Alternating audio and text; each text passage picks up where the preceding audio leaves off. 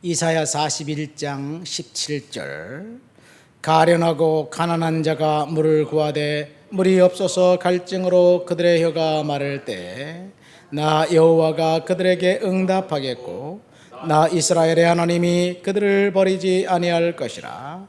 내가 헐벗은 산에 강을 내며 골짜기 가운데 샘이 나게 하며 광야가 못이 되게 하며 마른 땅이 샘 근원이 되게 할 것이며 내가 광야에는 백향목과 시띠나무와 화석류와 돌감남나무를 심고 사막에는 잣나무와 소나무와 황양목을 함께 두리니 무리가 보고 여호와의 손이 지으신 바요 이스라엘의 거룩하신 이가 이것을 창조하신 바인 줄 알며 함께 헤아리며 깨달으리라. 아멘. 이사야 선지자의 예언을 읽었습니다. 이사야 선지자는 39장까지는 하나님께서 심판을 선지자를 통해서 선언한 내용입니다. 특별히 그 앞에 히스기야 왕 이야기를 하면서 하나님께서 심판에 대한 이야기를 엮어가고 있습니다. 그러니까 이사야 선지자가 활동할 때 히스기야 왕이 통치하던 시대였습니다. 이사야는 그 우시야 왕이 죽던 해 선지자로 부름받아서 이후 5명의 왕이 통치하는 기간 동안 활동하다가 이 므낫세 왕 때 살해당해 죽습니다. 그러니까 전체적인 유다의 영적인 상황은 하나님 앞에 배교하고 하나님을 떠나고 불순종한 그런 상황으로 치닫습니다. 그런 상황을 바라보면서 선지자는 심판을 선언할 수밖에 없었습니다. 그러나 심판으로 끝나지 않고 하나님이 회복하신다는 약속을 하면서 남은 자들을 통해서 하나님께서 새로운 일을 하실 것이다 하는 약속과 언약을 회복을 선포하는데 40장부터 끝장까지 나옵니다. 우리가 40장을 읽었으니까 심판하실 하나님이 다시 새롭게 은혜를 허락하시고 회복하신다는 이야기를 하고 있는 것이지요. 하나님이 어떻게 이스라엘 백성들을 심판당한 그 백성들을 회복시켜 주는지 17절부터 20절까지 보면 놀라운 이야기가 나옵니다. 본문 17절 말씀 보세요. 가련하고 가난한 자가 물을 구하되 구할 수 없어서 갈증으로 목마를 때 하나님께서 그에게 응답하시고 하나님께서 그를 버리지 않을 것이라는 그런 약속과 예언을 하고 있습니다. 여기 보면 갈증으로 목마른 사람, 가난하고 가련한 사람이 나옵니다. 그가 누구일까요?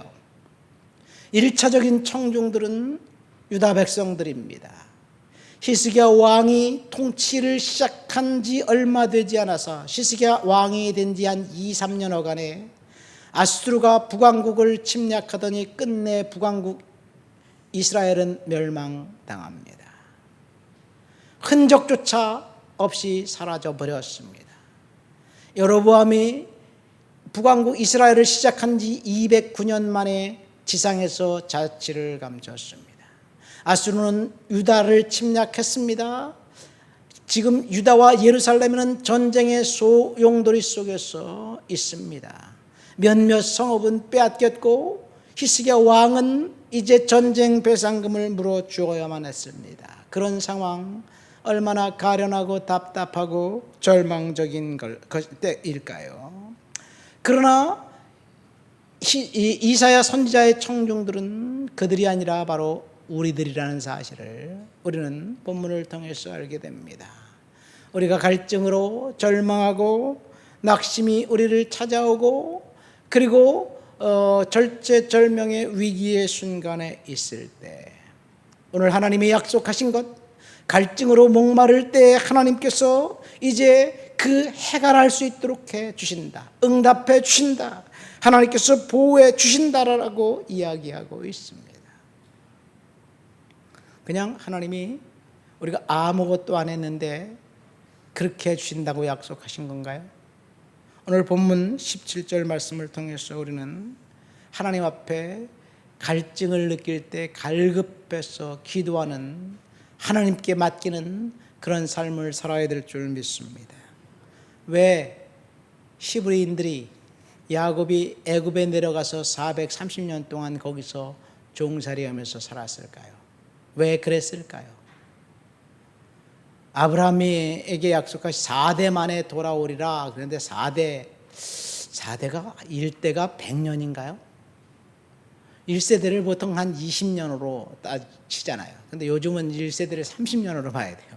결혼 정령이 늘어나고 30살이 넘어야 아이를 낳으니까 1세대, 그렇게 따져도 4세대면 430이 120년이에요. 근데 왜 430년 동안 그들이 거기서 하나님 앞에 하나님이 약속한 가나안 땅, 젖과 꿀이 흐르는 땅에 가지 못하고 430년을 거기서 있었을까? 두 가지 영적인 의미가 있습니다. 첫 번째는 가나안 땅에 살고 있는 그 백성들, 가나안 7족속들에게 하나님이 끊임없이 회개하고 돌아올 기회를 주시는 거예요. 끝까지 하나님이 기회를 주신 거예요. 그러나 그들은 하나님 앞에 돌아올 생각이 전혀 없었습니다. 더 시간이 지체되면 지체될수록 더 죄를 짓고 하나님을 멸시했습니다. 두 번째는 애굽에 살고 있는 히브리인들입니다. 그들이 처음에는 성공적인 인생을 살았습니다. 요셉 때문에 대우받았습니다. 양치고 목축하기 좋은 땅, 고센 땅을 불화받았습니다. 이 헤브론에 있을 때, 팔레스타인에 있을 때 양을 치려면 목장을 찾아 여기저기 돌아다녀야 했는데, 나일강하고 이제 물이 넉넉하고 꼴이 풍부한 곳에 양을 풀어놓으면 지들이 알아서 먹고 들어와. 할 일이 없어요. 너무 편했습니다. 대우받았습니다. 두 번째, 요셉을 알지 못하는 왕이 왔을 때, 등극했을 때, 애굽의 국가가 바뀌었을 때, 그때 이스라엘 백성들이 고난 당했지만 그래도 살만했어요. 편안했어요. 먹고 살기 어려움이 없었습니다. 그러니까 하나님이 필요 없는 거예요. 그래서 거기서 인생을 즐기다가 고난이 찾아왔습니다. 고통이 찾아왔습니다. 아예 바로 왕이 이스라엘 백성들을 이제 인종 차별을 하더니 이제는 죽이겠다고 달겨드는 거예요. 아들을 낳으면 다 나일강에 던져버려라. 그러니까 도저히 그 땅에 살 수 없습니다. 하나님 앞에 기도할 수밖에 없습니다. 하나님 앞에 기도하기 시작하자 하나님이 그들을 구출하시기로 역사하시고 일하기 시작한 거예요. 오늘 우리는 갈증과 갈망이 없는 시대에 살고 있습니다. 오늘 우리는 기도가 상실한 시대에 살고 있습니다. 왜 기도합니까? 하나님 앞에 필요한 것이 있으니까 기도하지. 필요한 것이 없다면 기도하겠어요? 안 합니다. 내가 왜 기도해? 통장에서 돈 꺼내서 쓰면 되는 거고, 필요하면 사면 되는 거고, 밥 없어? 라면 끓여 먹으면 되는 거지 뭐. 여러분, 우리는 너무나 편한 시대에 살고 있기 때문에 하나님 앞에서 이 갈망과 갈증, 절박함이 사라진 시대에 살고 있어요. 그래서 기적이 나타나지 않고 응답이 없습니다. 그러니까 고난은 하나님께 우리의 인생을 맡길 수 있는 그런 환경이 되기 때문에 필요합니다.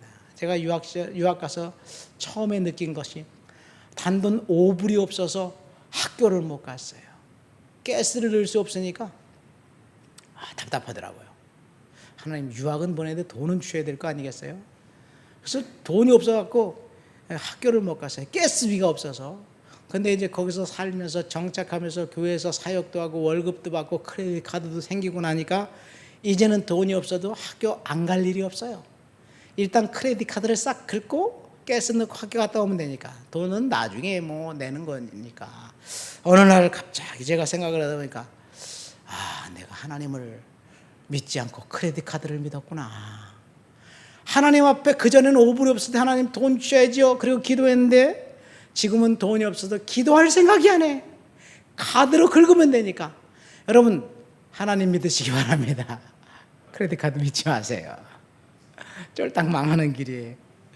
절박함이 사라진 시대에 우리는 살고 있습니다. 우리는 절박하게 하나님께 매달리고 하나님께 음성을 구하면 하나님이 응답해 주시는 거예요. 우리가 하나님 앞에 매달릴 때 하나님이 응답해 주십니다. 18절 19절 말씀 보세요. 내가 헐벗은 산에 강을 내며 골짜기 가운데 샘을 내며 광야가 못이 되게 하며 마른 땅이 샘 근원이 되게 할 것이다. 내가 광야에는 백향목과 시띠나무와 화석류와 돌감나무를 심고 사막에는 잣나무와 소나무와 황량목을 함께 둘 것이다. 여러분, 사막에 광야에 이런 일이 일어날 수 있을까요? 인간이 아무리 이 갈릴리 바다, 갈릴리 호수의 그 신선한 물을 관계수로를 통해서 사막의 스프링클러로 작동하게 해서 그 땅을 물을 촉촉히 적신다고 해도 거기에 이 빽빽한 삼림과 그 백향목과 잣나무와 황양목 이런 것들이 날 수 있을까요? 화석류가 날 수 있을까요? 감람나무가 날 수 있을까요? 이 화석류와 감람나무는 화석류는 향기 나는 나무고 감람나무는 이 돌감람나무는 예수님이 무화과나무 비유에 저주할 때 그 감람나무예요. 이 식량이 되는 과목들이에요. 그리고 잣나무와 백향목은 그 집을 질 때 쓰는 목재들이에요. 지금 이스라엘이 독립하고 난 다음에 사실은 이스라엘 땅을 완전히 옥토로 바꿔버렸어요. 인간의 과학과 기술과 노력으로 사막에 옥토를 만들고, 제가 이스라엘 가보지는 않았지만 이스라엘산 귤은 먹어봤어요. 이스라엘산 귤이 엄청나게 달아요. 왜 다르냐? 그 물이 없기 때문에 그런 거예요. 그 일교차가 심하기 때문에 그런 거예요.